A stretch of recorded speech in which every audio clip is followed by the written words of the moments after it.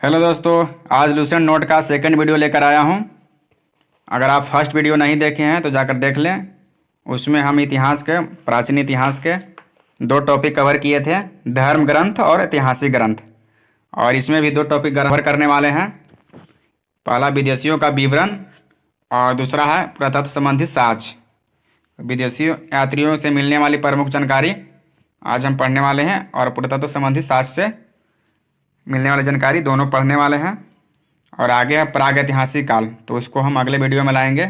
अगर आप पीछे वाला वीडियो नहीं देखे हैं तो उसको देख लें। तो चलिए शुरू करते हैं। पहला है विदेशी यात्रियों से मिलने वाले प्रमुख जानकारी।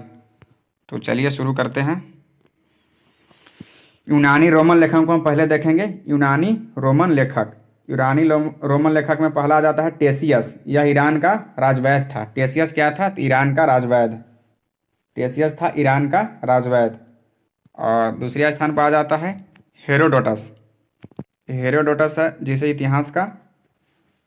हेरोडोटस इतिहास का पिता भी कहा जाता है।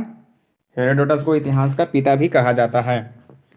इसने अपनी पुस्तक हिस्टोरिका इस पुस्तक है इसका, जिसमें भारत और फारस यानी वर्तमान ईरान, इसने अपनी पुस्तक हिस्टोरिका में भारत फारस यानी वर्तमान ईरान के संबंध का वर्णन किया है। आगे आ जाएगा यूनानी रोमन लेखक में जो सिकंदर के साथ आया था लेखक। सिकंदर के साथ आने वाला लेखक हो जाएगा, सिकंदर के साथ आने वाला लेखक है निरियाकस। पहला निरियाकस, दूसरा है आनेसिक्रटस तथा तीसरा है अरिस्टोबुलस। इन तीनों का विवरण मिलता है जो सिकंदर के साथ आया था। आगे देखते हैं। आगे मेगास्थनीज यह सेल्यूकस निकेटर का राजदूत था। मेगास्थनीज सेल्यूकस निकेटर का राजदूत था जो चंद्रगुप्त मौर्य के दरबार में आया था। मेगास्थनीज चंद्रगुप्त मौर्य के दरबार में आया था और सेल्यूकस निकेटर का राजदूत था। यह अपनी पुस्तक इंडिका में मौर्य युगीन समाज के विषय में लिखा है। मेगास्थनीज का पुस्तक इंडिका में क्या लिखा है? तो मौर्य युगीन समाज के बारे में लिखा है। आगे देखेंगे डाइमेकस है। यह सीरियन नरेश अंतियोकस का राजदूत था। डाइमेकस कौन था? तो सीरियन नरेश अंतियोकस का राजदूत जो बिंदुसार के राज दरबार में भारत आया था। डाइमेकस सीरियन नरेश अंतियोकस का राजदूत था जो बिंदुसार के राज दरबार में भारत आया था। आगे है डाइनोसियस या मिस्र नरेश टोलमी फिलेडेल्फस का राजदूत था। डाइनोसियस था मिस्र नरेश टोलमी फिलेडेल्फस का राजदूत जो अशोक के दरबार में भारत आया था। यह अशोक के दरबार में भारत आया था। नेक्स्ट है टोलमी इसने भारत का भूगोल, यहाँ इसने भारत का भूगोल नामक पुस्तक लिखा। टोलमी ने भारत का भूगोल नामक पुस्तक लिखी है। अगर इस क्वेश्चन हमेशा आ जाता है कि भारत का भूगोल नामक पुस्तक किसने लिखा, तो आप सीधा टोलमी लगाइए। आगे है पिलनी है जो नेचुरल हिस्ट्री नामक पुस्तक लिखी है। पिलनी नेचुरल हिस्ट्री नामक पुस्तक लिखा है जिसमें भारतीय पशुओं, पेड़ पौधे, खनिज पदार्थों आदि के बारे में विवरण मिलता है। जिसमें पिलनी है जो नेचुरल हिस्ट्री नामक पुस्तक लिखा है जिसमें भारतीय पशुओं, पेड़ पौधे, खनिज पदार्थ आदि के बारे में विवरण मिलता है। आगे है पेरिप्लस ऑफ द इरेथियन सी। इस पुस्तक के लेखक अज्ञात हैं। यह हमेशा पूछ देता है कि पेरिप्लस ऑफ द इरेथियन सी, और 3 नाम दे देगा और एक दे देगा इनमें से कोई नहीं, अज्ञात। तो आप अज्ञात मारेंगे क्योंकि पेरिप्लस ऑफ द इरेथियन सी के अभी लेखक का नाम पता नहीं लगा है। तो यूनानी रोमन लेखक हम लोग देख लिए। अब देखेंगे चीनी लेखक। तो चीनी लेखक में आ जाते हैं प्रथम नंबर पर फहियान आ जाते हैं चीनी लेखक में। चलिए फहियान को देखते हैं। फहियान यह चंद्रगुप्त द्वितीय के दरबार में आया था। और यह 14 वर्षों तक भारत में रहा। फहियान कितना वर्ष रहा भारत में? तो 14 वर्ष। और मध्य प्रदेश के जनता को सुखी एवं समृद्ध बताया। फहियान है जो मध्य प्रदेश की जनता को सुखी और समृद्ध बताया था, और इसने 14 वर्षों तक भारत में रहा और चंद्रगुप्त द्वितीय के दरबार में यह आया। चीनी यात्री में आगे देखेंगे संयुगन थे जो 518 ईस्वी में, संयुगन 518 ईस्वी में भारत आया और 3 वर्ष रहा, और इसने बौद्ध धर्म की प्राप्तियां एकत्रित की। संयुगन था जो 518 ईस्वी में भारत आया और 3 वर्षों तक रहा और बौद्ध धर्म की प्राप्तियां एकत्र की इसने। चीनी यात्री में आगे देखते हैं हेनसांग, जो सबसे इम्पोर्टेंट है चीनी यात्रियों में। तो चलिए देखते हैं हेनसांग को। यह हर्षवर्धन के शासनकाल में भारत आया। हेनसांग हर्षवर्धन के शासनकाल में भारत आया। दोनों आप ऐसे याद कर सकते हैं, ह से हर्षवर्धन और ह से हेनसांग। तो हेनसांग हर्षवर्धन के शासनकाल में भारत आया। यह 629 ईस्वी में भारत के लिए प्रस्थान किया और लगभग 15 वर्षों तक रहा और 645 ईस्वी में चीन लौट गया। हेनसांग हर्षवर्धन के शासनकाल में भारत आया और 629 ईस्वी में भारत के लिए प्रस्थान किया और लगभग 15 वर्षों तक रहा और 645 ईस्वी में चीन लौट गया। इसका उद्देश्य क्या था? तो उद्देश्य के बारे में देखते हैं कि हेनसांग का उद्देश्य क्या था। तो हेनसांग का उद्देश्य था बिहार के नालंदा विश्वविद्यालय में अध्ययन करना, बिहार के नालंदा विश्वविद्यालय में अध्ययन करना और भारत से बौद्ध ग्रंथों को एकत्र कर ले जाना। इसका उद्देश्य यही था कि बिहार के नालंदा विश्वविद्यालय में अध्ययन करना और भारत से बौद्ध ग्रंथों को एकत्र कर कर ले जाना चीन। चलिए इसको आगे देखते हैं। इसका एक भ्रमण वृत्तांत है सी यू की है भ्रमण वृत्तांत, जिसमें 138 देशों का विवरण मिलता है। सी यू की हर्षवर्धन का भ्रमण वृत्तांत है जिसमें 138 देशों का वर्णन मिलता है, यानी विवरण मिलता है। नोट में चलिए देखते हैं। नोट में दिया हुआ है कि हेनसांग के अध्ययन के समय नालंदा विश्वविद्यालय, हाँ हमेशा पूछ देता है कि हेनसांग के अध्ययन के समय नालंदा विश्वविद्यालय के कुलपति कौन थे? तो शिलभद्र थे। हेनसांग के अध्ययन के समय नालंदा विश्वविद्यालय के कुलपति शिलभद्र थे। चीनी यात्री में आगे देखते हैं इत्सिंग देखते हैं, यह भी इम्पोर्टेंट है। इत्सिंग यह 7वीं शताब्दी में भारत आया। इत्सिंग 7वीं शताब्दी में भारत आया। इसने अपने विवरण में नालंदा विश्वविद्यालय, विक्रमशिला विश्वविद्यालय तथा अपने समय के भारत का वर्णन किया है। इत्सिंग ही था जो नालंदा विश्वविद्यालय, विक्रमशिला विश्वविद्यालय और अपने समय के भारत के बारे में बताया है, विवरण किया है। तो चलिए चीनी लेखक भी देख लिए। अब देखते हैं अरबी लेखक। तो अरबी लेखक में आ जाता है पहला नंबर पे अलबरूनी या महमूद गजनवी के साथ भारत आया। अलबरूनी किसके साथ आया? तो महमूद गजनवी के साथ भारत आया। यह ख्वारिज्म या खीव जिसको आधुनिक वर्तमान में तुर्कमेनिस्तान कहा जाता है, वहाँ का रहने वाला था। इसकी कृति देखते हैं। इसकी कृति है किताब उल हिंद या तहकीक ए हिंद। किताब उल हिंद या तहकीक ए हिंद इसकी कृति है, जिसको भारत एक खोज भी कहा जाता है, जिसमें धर्म और दर्शन, त्योहार, खगोल विज्ञान, कीमिया, रीति रिवाजों तथा प्रथाओं, सामाजिक जीवन तथा भारतौल आदि विषयों के आधार पर 80 अध्यायों में इसको विभाजित किया है।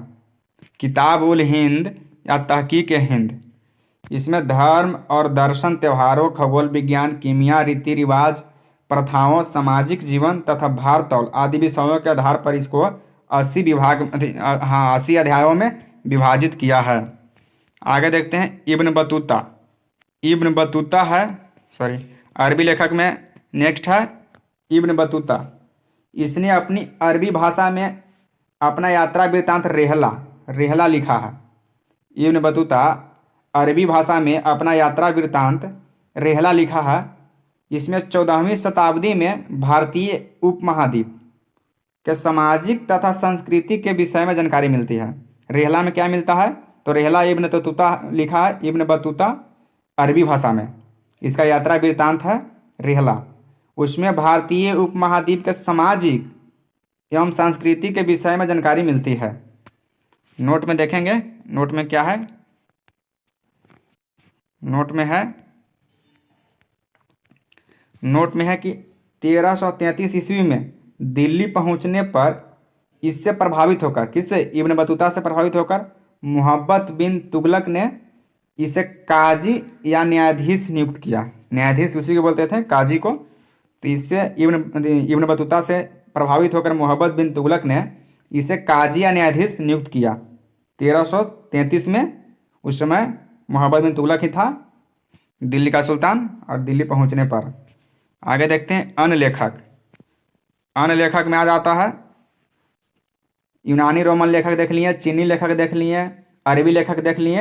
अब अन्य लेखक में आ जाता है तारानाथ। यह तिब्बती लेखक था। तारानाथ तिब्बती लेखक था। इसने कैंगूर और तेंगूर नामक ग्रंथ की रचना किया है। आगे देखेंगे मार्को पोलो। मार्को पोलो था। यह 13वीं शताब्दी में के अंत में पांड्य देश में आया। पांड्य देश का यात्रा किया मार्को पोलो 13वीं शताब्दी के अंत में। तो हम लोग विदेशी यात्रियों का विवरण यानी लेखकों का विवरण देख लिए। अब देखेंगे पुरातत्व संबंधी साक्ष्य से मिलने वाली जानकारी। तो पुरातत्व संबंधी साक्ष्य से मिलने जानकारी में है, पहला है भारतीय पुरातत्व शास्त्र का पितामह। भारतीय पुरातत्व शास्त्र का पितामह किसे कहा जाता है? तो सर अलेक्जेंडर कनिंघम को। भारतीय पुरातत्व शास्त्र का पितामह सर अलेक्जेंडर कनिंघम को कहा जाता है। 1400 ईसा पूर्व के अभिलेख 1400 ईसा पूर्व के अभिलेख है बोगाज कोई एशिया माइनर जिसको बोलते हैं बोगाज कोई से वैदिक देवता मित्र, वरुण, इंद्र और नसत्य यानी 4 को वैदिक देवता है। मित्र, वरुण, इंद्र और नसत्य से मिलते हैं इनको जानकारी बोगाज कोई एशिया माइनर से। आगे देखते हैं भागवत धर्म जिसको वैष्णव संप्रदाय भी बोलते थे। भागवत धर्म विकसित होने का प्रमाण एवं राजदूत। भागवत धर्म विकसित होने का प्रमाण एवं राजदूत हेलियोडोस से बेसनगर गरुड़ स्तंभ लेख से प्राप्त होता है। भागवत धर्म यानी वैष्णव संप्रदाय विकसित होने का प्रमाण एवं राजदूत हेलियोडोस के बेसनगर गरुड़ स्तंभ से प्राप्त होता है। आगे है सर्वप्रथम, ये इंपॉर्टेंट हो जाता है, बहुत इंपॉर्टेंट हो जाता है कि सर्वप्रथम भारतवर्ष का जिक्र हाथी गुफा अभिलेख से मिलते हैं। सर्वप्रथम भारतवर्ष का जिक्र किससे मिलता है? तो हाथी गुफा अभिलेख से भारतवर्ष का जिक्र मिलता है। और आगे देख लेते हैं। आगे है सर्वप्रथम दुर्भिक्ष की जानकारी देने वाला अभिलेख है सहगौरा। सर्वप्रथम दुर्भिक्ष का जानकारी देने वाला अभिलेख है सहगौरा। और ये और ज़्यादा इंपॉर्टेंट हो जाता है कि सर्वप्रथम भारत पर होने वाला हुन आक्रमण की जानकारी भीतरी स्तंभ लेख से मिलती है। सर्वप्रथम भारत पर होने वाले हुन आक्रमण की जानकारी कहाँ से मिलती है? तो भीतरी स्तंभ लेख से। और आगे है सती प्रथा का साक्ष्य मिलता है। सती प्रथा का साक्ष्य एरन अभिलेख से मिलता है। सती प्रथा का साक्ष्य एरन अभिलेख यानी शासक था भानुगुप्त। सती प्रथा का साक्ष्य भानुगुप्त के एरन अभिलेख से प्राप्त होता है। आगे दिया हुआ है रेशम बुनकर की जानकारी। रेशम बुनकर श्रेणियों की जानकारी मंदसौर अभिलेख से प्राप्त होती है। रेशम बुनकर की श्रेणियों की जानकारी मंदसौर अभिलेख से प्राप्त होती है। बुर्जहोम से गर्तवास यानी गड्ढा घर का साक्ष्य मिलता है। गड्ढा घर का साक्ष्य किससे मिलता है? तो बुर्जहोम से। और प्राचीनतम सिक्कों को आहत सिक्के कहा गया है। प्राचीनतम सिक्कों को क्या कहा जाता है? आहत सिक्कों। और इसी को साहित्य में करशापन कहा गया है। प्राचीनतम सिक्कों को आहत सिक्के कहा गया है और इसी को साहित्य में करशापन कहा गया है। नोट में दिया हुआ है सर्वप्रथम सिक्कों पर लेख लिखने का कार्य एवं शासकों ने किया। अगर क्वेश्चन कर देगा कि सर्वप्रथम सिक्कों पर लेख लिखने का कार्य कौन किया था? तो एवं शासकों। महत्वपूर्ण अभिलेख देख लेते हैं। महत्वपूर्ण अभिलेख में है अभिलेख और शासक नाम बताना है। अभिलेख और शासक तो इसमें है हाथी गुफा अभिलेख कलिंग राजा खारवेल। जूनागढ़ अभिलेख रुद्रदमन। नासिक अभिलेख शासक था गौतमी बलश्री। प्रयाग स्तंभ लेख शासक था समुद्रगुप्त। ऐहोल अभिलेख शासक था पुलकेशिन द्वितीय।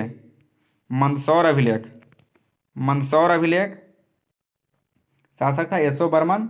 ग्वालियर अभिलेख का शासक था प्रतिहार नरेश भोज। भित्री एवं जूनागढ़ अभिलेख के समय शासक था स्कंदगुप्त। और देवपाड़ा अभिलेख शासक था विजय सेन। आगे देखते हैं अभिलेखों का अध्ययन, अभिलेखों का अध्ययन क्या कहलाता है? तो अभिलेखों का अध्ययन इपिग्राफी कहलाता है। अभिलेखों का अध्ययन इपिग्राफी कहलाता है।